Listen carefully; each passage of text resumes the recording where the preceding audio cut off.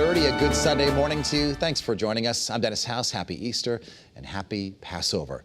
Well, today we are marking 100 days in office for Connecticut's new governor, Ned Lamont. It's a milestone where we look at what's been accomplished, what hasn't been accomplished, and what's baking in the oven. And with us today is Governor Ned Lamont. We thank you for being with us. Hey, Dennis. Hey, Governor, happy Easter to you. Everybody. And happy Easter to you. What's been the most unexpected thing that you did not plan for now that you're governor? When you look back at the last 100 days and, God, I didn't know that was going to happen. I didn't know so many people were going to step up and say the state's at a crossroads, what can I do to help? From the commissioners to our economic development team and the business leaders coming forward, just to state employees and teachers. You know, it was just a shot of energy. A lot of people really want to take the lead in a state that needs a turnaround. What's the most difficult part of this job?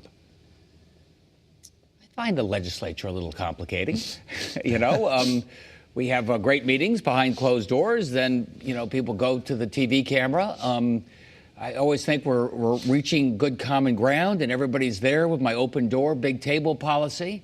So I've got a little bit of work to do there, and we're getting it done, because even that's a building filled with people who care about the state of Connecticut. As you look back at the last 100 days, it's sort of an artificial number that we journalists have always come up with in terms of any politician who's in office. What are your biggest accomplishments? I wanted to change the tone.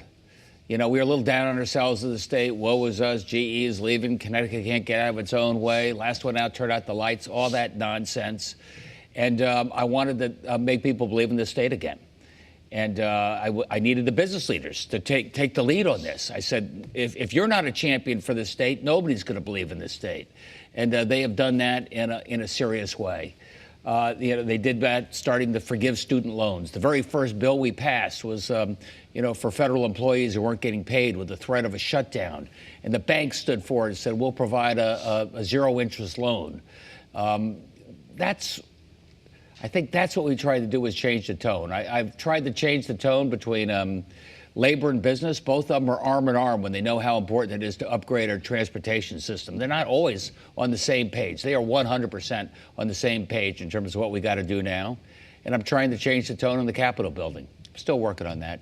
What's been your biggest disappointment, perhaps biggest mistake or failure in the last 100 days, in your own opinion?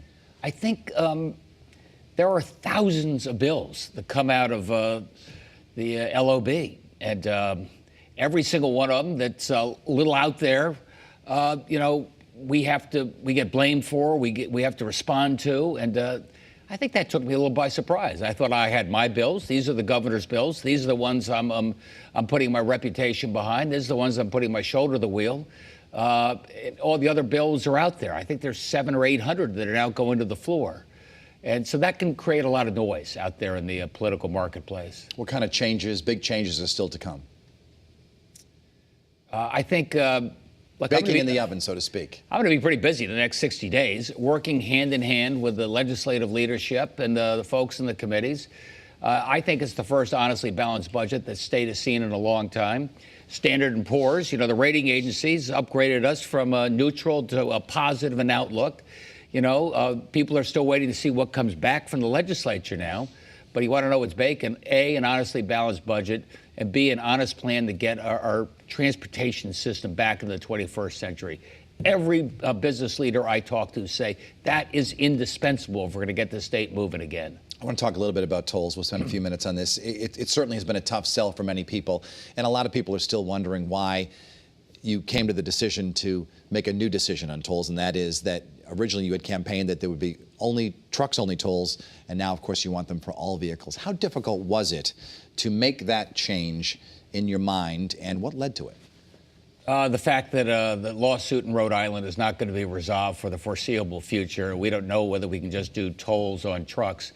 But the good news is the Republicans and Democrats agree on one thing, which is our transportation system is in crisis, and we have plans out there. We need additional revenues to fix that.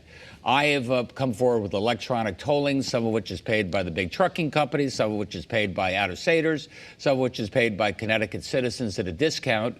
And the Republicans have their own plan, which is to borrow more and put it on the state credit card, which I think is the exact same attitude that got us into the mess we are over the last 30 years. I'm not going to let it happen. There are some who say, why didn't you dig your heels in and say, listen, I made this promise, I'm going to stick by it? What, do the transportation system? You know, in terms of the truck-only tolls. Because we don't know whether you can do it right now. You know, this was a year and a half ago. We thought Rhode Island was totally just trucks. We knew the truckers were litigating this, and we thought it was going to be resolved. I put forward 2 plans before the legislature a few months ago, one for trucks only, one for trucks and cars. And I don't think it's going to be resolved whether the trucks only is going to work for the foreseeable future. And I don't want to sit around waiting for the courts to make up their mind. We know that we can do a tolling mechanism, electronic tolling, no barriers or anything like that. We know we can offer maximum discounts to Connecticut folks. And there are a lot of other things we can do to make it very easy. But I also know it's tough. Look, the middle class is getting slammed in this state. I know it. And I go around, you know, people say, Gov, it's the right thing to do, but I just can't do it. I can't do any more. And I take that to heart. That's the best argument against this. And I'm going to do everything I can to, mitigate the pain for folks. But it's the best investment we can. And I don't want to put it on the credit card for our kids to pay. What do you say to the family from New Haven who has to commute, the gentleman who has to commute into Hartford every day, and it'll cost him X amount, $100 extra per year to make that commute? What do you tell him today? I tell him it's the best investment this state can make.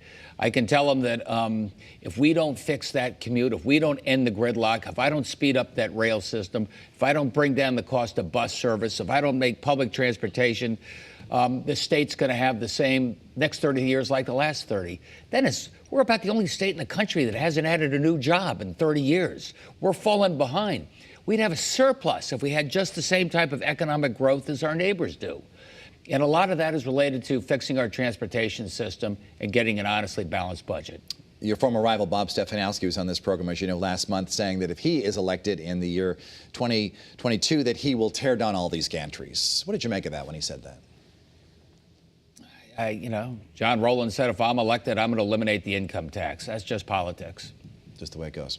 Let's talk a little bit about some other issues that have not come up. Public financing for campaigns. You didn't use it, yet many people who ran for office last year did, including some state lawmakers who, as soon as they were elected, they were then appointed to your administration in various positions, and they resigned their positions. So all this tax money was spent on that. Do you think, and your rival didn't use the public financing either, do you think that that program should be eliminated or curtailed to save taxpayers money? In the previous race for governor, Foley and Malloy, they each raised more money from independent groups than they got from the public financing. So let's face it, it's complicated. But what is important is for those state legislators to be able to compete. Allow them to have enough money that they can wage a real campaign on a relatively balanced playing field.